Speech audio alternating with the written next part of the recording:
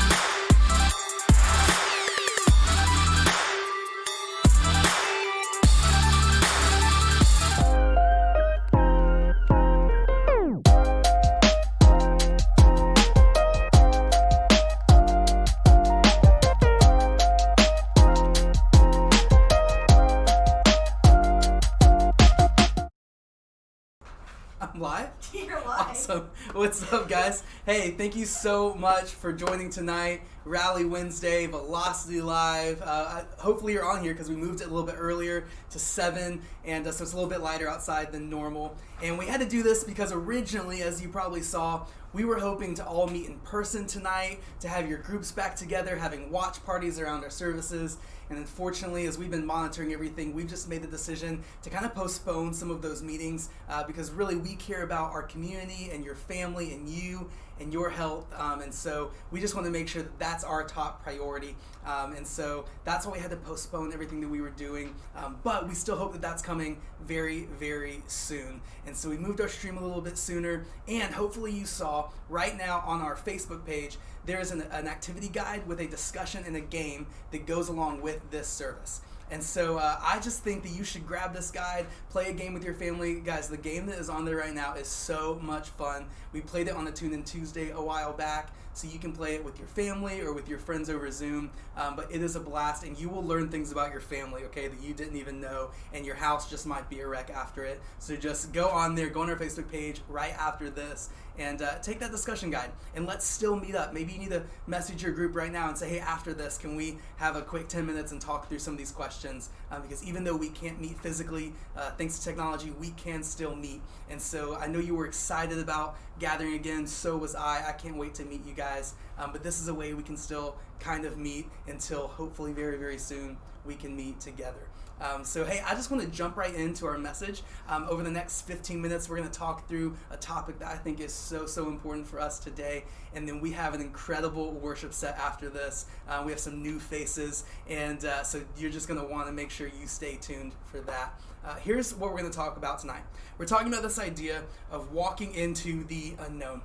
And really this idea of when things are unknown, when things in front of us aren't clear, it fills us with a ton of fear. And fear is really where I want to open. We're going to spend the next 4 weeks talking through this idea. But fear is one of those weird things. Fear we all have in different ways. Some of our fears are legitimate and they're serious and they're really big issues in our lives. And then some of our fears, maybe you're with me, maybe you have some very irrational fears. Do you have any fears that you're kind of embarrassed about? You're like, this is sort of irrational. Have you ever done this? Have you ever walked up the stairs and you're the only one and no one's down there and you turn the light off? And for some reason, you just have to run up the stairs. Like, you know there's no one down there, but in your mind, there's an axe murderer behind you, and you just have to get up as soon as possible. And you kind of, or this one, this is the best. Have you ever let your foot go off the edge of the bed late at night? And something inside of you just thinks like, I'm dead. This is where I die, right? There's irrational fears in us. My biggest irrational fear, to be honest, is spiders. Something about them, there are too many legs to be trusted. I can't deal with spiders. I'm fine with snakes. I'm fine with like lions. Something about a spider just gets to me. I asked some of the people in the room some of their irrational fears, and Michelle, as a lot of you guys know, is behind right now, and she's running this camera, making sure all this happens. And she said she has an irrational fear of closed spaces. Closed spaces. Anyone else feel her out there? Yeah. Maybe even the studio kind of gives you that closed space vibe, because it's a pretty tight space in here. Adam said he also doesn't like closed spaces, but he said that he's always had this thing since he was a kid of red. Like a closed space with red everywhere, that's been like a nightmare, and so he's very afraid of that. So there's a fear. Maybe if you have a fear of a color, talk with Adam. Maybe he has that fear. Lizzie Ann is in the house, and so I can't wait for her to be on here and to sing with you guys. And she has a fear. Hers was deep. She has a fear of the future. And I feel you on that one, girl. I have that same fear, this fear of the future. And then Elise is also in the house, and so we can't wait for them to come and worship with us. You're going to be blown away, and make sure you hang in there. But she said that she has this fear, and this is super real too, of everyone being mad at her. Like they're not, but she feels that they are, and this worry about what people... I get it. I am so right with you on that one too. See, here's the thing about fear. Fear in us, this boiling of anxiety, this tensing of our body, all the things that come with fear, it actually can be a good thing. There's parts of fear in us that is a survival mechanism. So when something's happening that's going to take you out or that threatens your life, your body, your mind is meant to, and it actually is supposed to have this fear. This thing that tells your body that you have to run, that you have to shut down, that you have to maybe fight or flight, whichever one of you are on which of those spectrums. But some of that can be good. Here's where fear becomes really damaging in our lives. Is that a lot of times that threat isn't there. A lot of times that thing that we are worrying about, this need for our body to run for our lives, it's actually something that we've created. It's something that maybe we've made up in our mind. That axe murderer that's chasing you up the stairs, it's kind of a funny example, but think about some of our biggest worries. Our minds oftentimes jump to the worst case scenario. What if I fail this test and then I don't get into the right college that I want, and then I'm a failure for the rest of my life? This is where our mind goes, and so all of a sudden now we have fear over something that hasn't even happened. Maybe you felt this during quarantine. You don't know what's next, and this unknown has developed this fear in you to say, I'm not sure when this thing is going to end. I don't know where I'm going to be on the other side of this. Are my grades going to be okay? Is my family going to be okay? Is our health going to be okay? And all of these scenarios that haven't necessarily happened yet are causing this fear in you. And fear begins to shut us down, begins to overwhelm us. it begins to take over, and it causes us to act irrationally. Anyone else with me? And the reason we run up those stairs is because there is a fear that's causing us to do something that we know isn't rational, but we do it anyways. And too often, we look at very real situations in our lives, we create a worst case scenario because there's unknown, and then we begin to act off of a fear that's actually irrational. And that's what I want to talk about over the next few weeks. Here's the truth. Fear often stems from the unknown. This is a lot of times where fear comes from. It's uncertainty. It's looking up ahead and being not sure what's next. And right now, I think more than ever, our culture, our society is in so much unknown. Even with us having to postpone already meeting, we don't know what next week is going to hold. We don't know what tomorrow is going to hold. And what this can do in us, because there's unknown, because there's uncertainty, we automatically begin to feel fear. And so what do we do with that? Because it's a normal emotion. And if you're watching right now and you have fear going on in your heart and your mind, can I just say you're not alone? I am with you. These other leaders are with you. And we feel that same fear. In fact, I just want you to know, even if you're not even a Christ follower or you're not a Christian, you're checking this whole church thing out and you've tuned in, I think that the stuff we're going to look at, these are Christian principles. They're in our Bibles, but they will apply to you. And so even if you're not sure about this Jesus thing, I would give some of these words a try, and maybe you will start to see that Jesus has some stuff to say about the fear that's going on inside of us. So what we're going to do over the next 4 weeks is we're going to look at a guy named Joshua. Joshua is a guy who, in the Old Testament, which is kind of the left half of your Bible, they had collected all of these historical documents to really map out things that God has done. It was the story of God's people who followed after God and all that he had done. And so they collected these. They became known as the Old Testament. It wasn't till a ton later where Jesus showed up, claimed to be God, proved it by fulfilling every single prophecy in the Old Testament. And then that didn't even do it. He died, and then he rose again, and hundreds of eyewitnesses saw him. And then people said, well, if he predicted his own death, surely he is God. And so what they started realizing was that everything Jesus said and talked about was said was going to happen in the Old Testament. So what they did was put those two books together. And so if you've ever kind of wondered where this is coming from, that's what's in our Bibles. And so now we have that to look and see the story of God from the very beginning of creation to all that Jesus has done in the church today. But Joshua, let's zone in on him for just a moment. The God's people, they had become enslaved in Egypt. And so the people following after God, doing what they felt was right, they were taken over by a nation. They were captured into slavery. And then God calls this guy Moses, many of you have heard of Moses, to go rescue and redeem those people.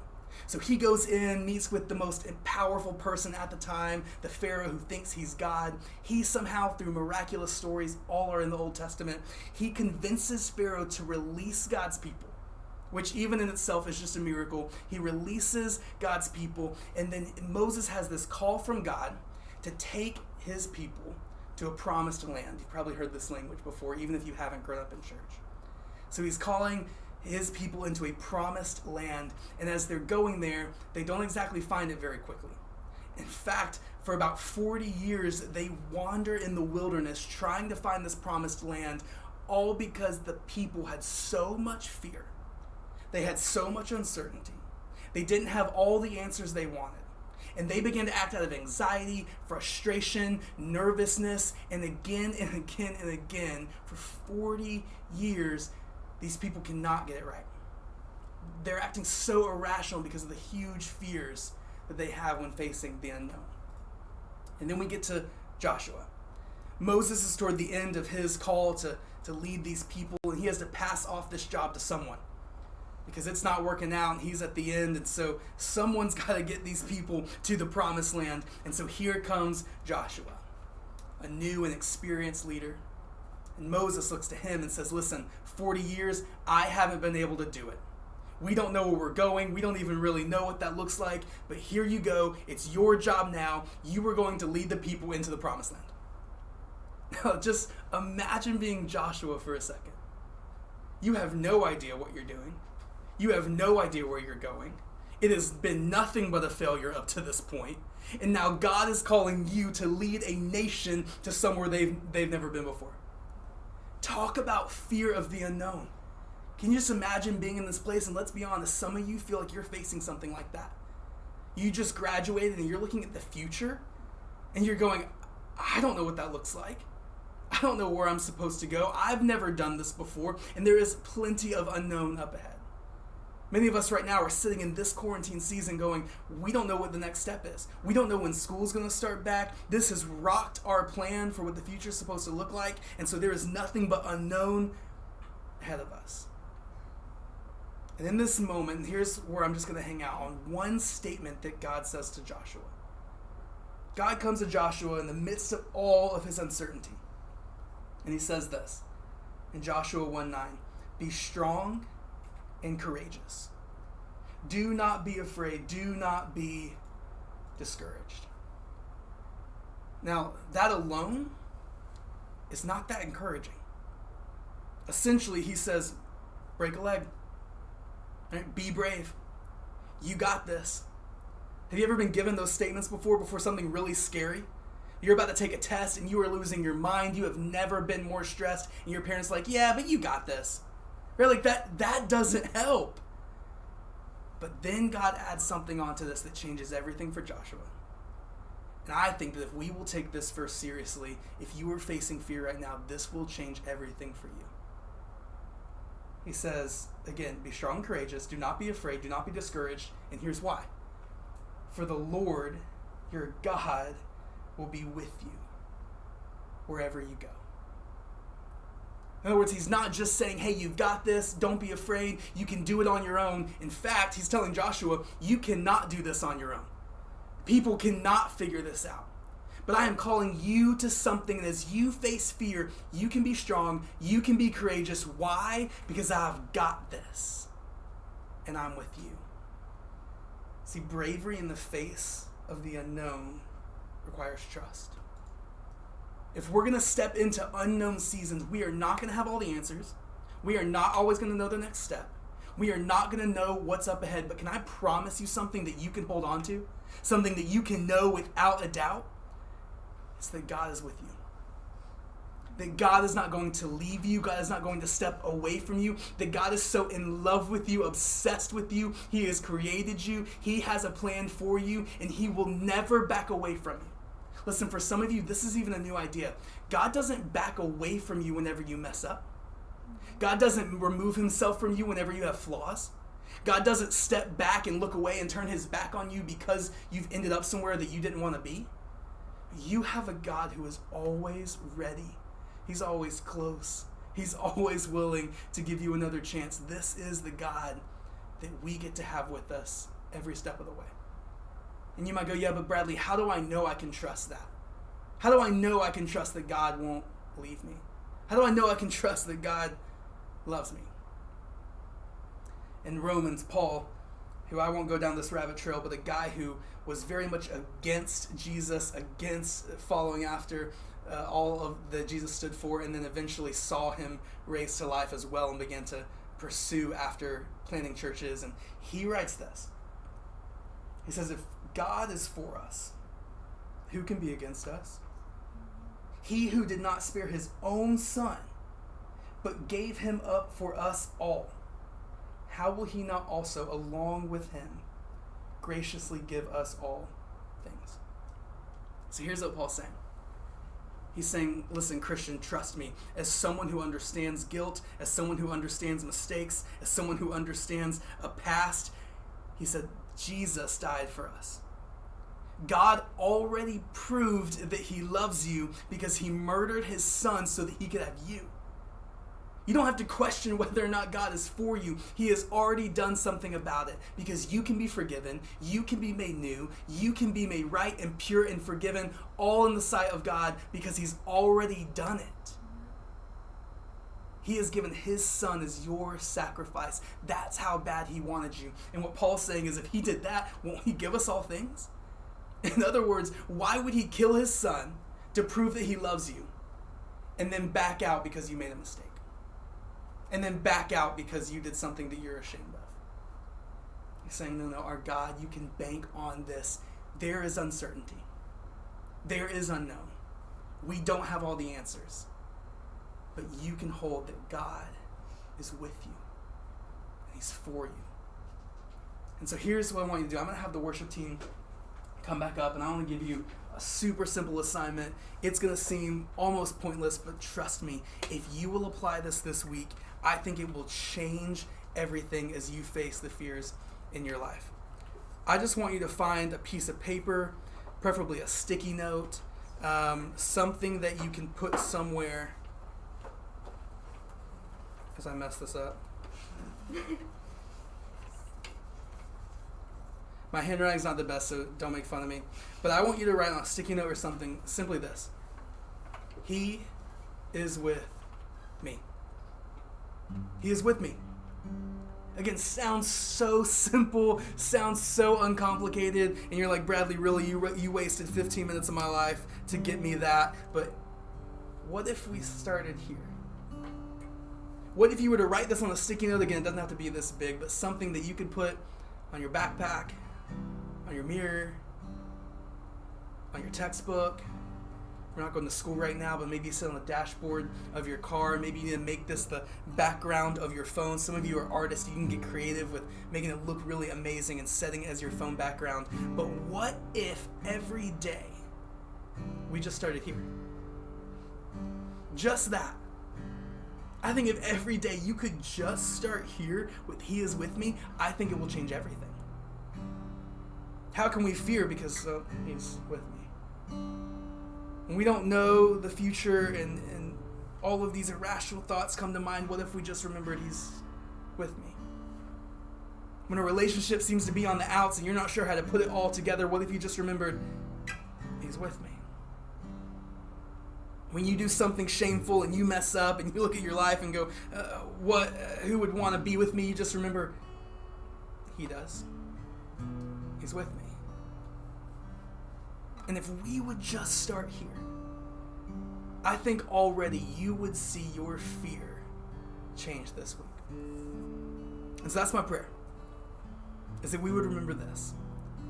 And I'm going to pray for us that we're going to have a time to worship. And the reason we sing songs just proclaiming His truth is to remember things like this.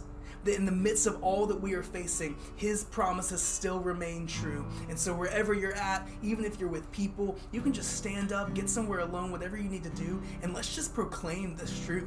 Let's sing it out. Let's start remembering that God is with us. And if He is for us, what can be against us? That is the truth that we get to celebrate. Let me pray for us. God, thank You for being with us. Thank You for loving us. Thank You for sending Your Son to die on our behalf. God, I know we are facing so many fears, and I don't want to put down any fear that we're walking through. But God, I do know that You're bigger. And I do know that in the midst of it, You promise to be with us. And so I pray we can start there. And knowing that You're with us, we can be strong and courageous. So God, it's in these next few moments that we just sing out Your truth, because we need to hear it. It's in Your name I pray. Amen. What's going on, guys? Thank you so much for joining us live tonight for another night of Velocity. And what an awesome message that was. Yeah. So with me tonight are Annalise and Livienne. Hey guys. So they're joining us tonight. Sam, Grace, and Faith are taking a week off to rest. And so we're going to be here. We're going to do some worship, and we're super stoked and super excited. Yeah. So first song we're going to sing is Extravagant. We don't have lyrics for this tonight, so if you want, you can pull up those lyrics on your phone, sing along with us, or listen. Whatever you feel God is calling you to do. Let's just join one another in a time of worship.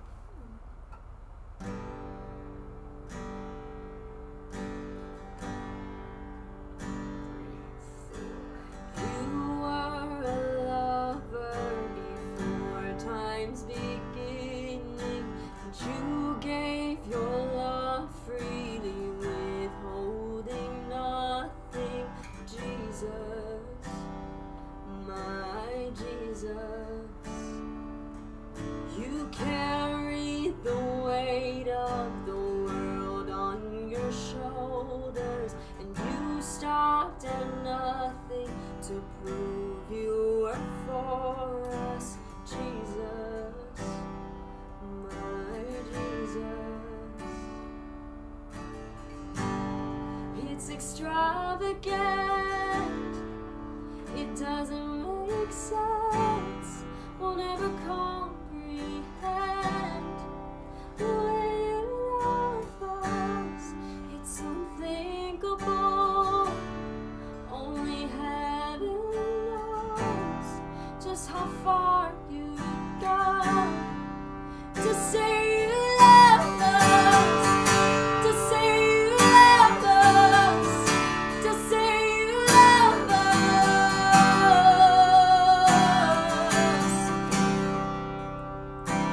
You don't belittle our pain and our suffering. You comfort us in our greatest unraveling, Jesus, my Jesus. You are the dawn that is breaking within me. You are the sun that is rising around me, Jesus, my Jesus.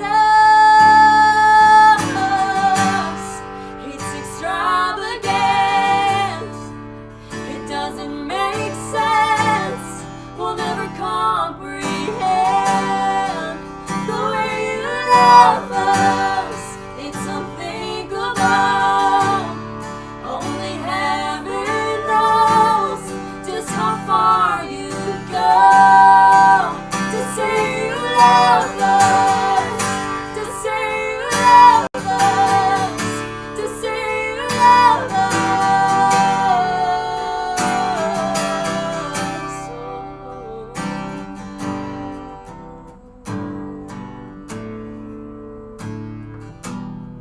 Here is God, all my love. Here is all my love. It's yours, no conditions when you hold me close. No, I won't resist it. Here is all my love. It's yours, no conditions when you hold me close. No, I won't resist it. Here is all my love. It's yours, no condition when you hold me close. No, I won't resist it. No, I won't resist it. No, I won't resist it. No, I won't resist it.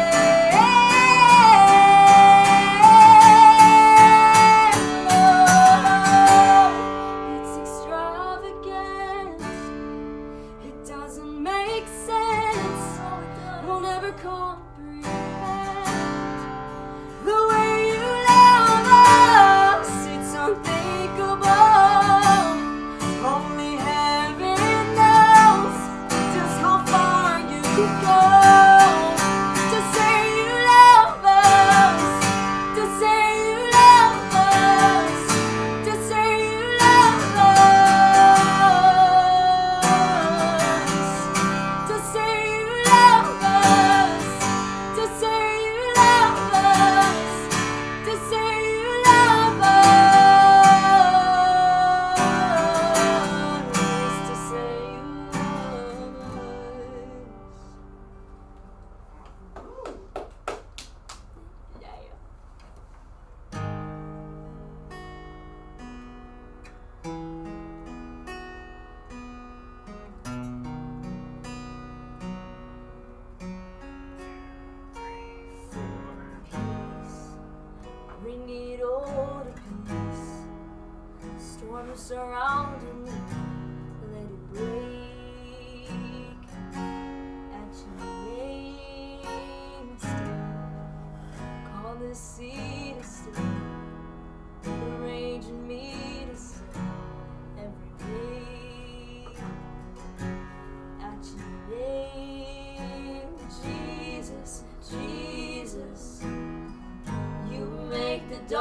darkness tremble. Jesus, Jesus, you silence fears.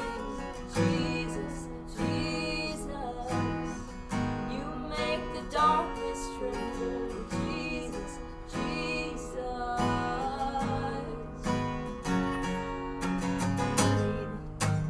All these bones to live, all these lungs to sing again. I'll praise Jesus, Jesus, we sing. You make the darkness tremble. Jesus, Jesus, you silence fear. Jesus, Jesus, you make the darkness tremble. Jesus, Jesus, Jesus, Jesus, you make the darkness tremble. Jesus, Jesus, you silence fear.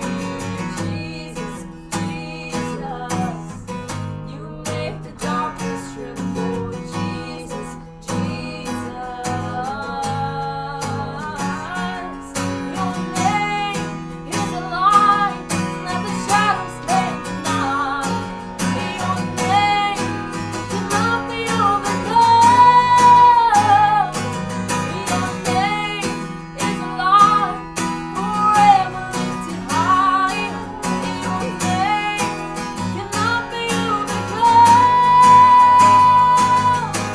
Jesus, Jesus, you made the darkness tremble. Jesus, Jesus, you silence them. Oh, Jesus, Jesus, you made the darkness tremble. Jesus,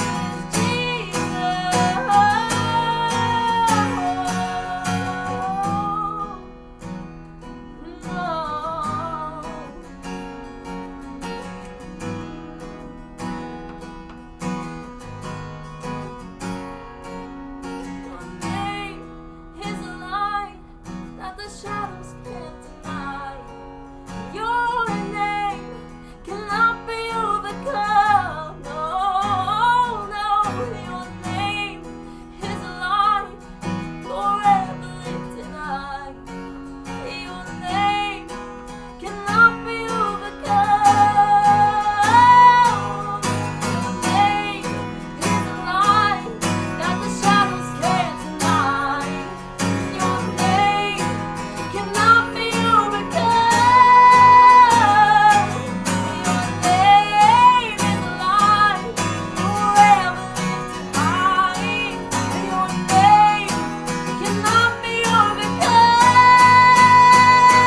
No, Jesus, Jesus, you make the darkness tremble. Jesus, Jesus, you silence fear. Jesus, Jesus, you make the darkness tremble. Jesus,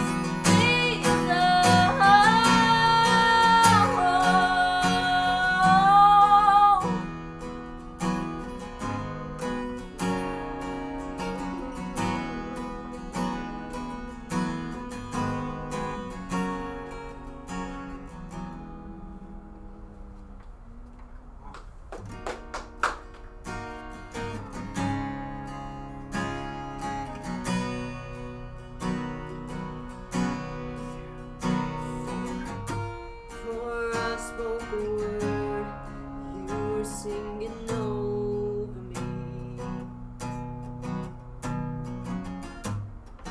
You have been so, so good to me. For I took a breath, you breathe your life in me. You've been so, so kind to me. Know the overwhelming, never-ending, reckless love of God. Oh, it chases me down, fights till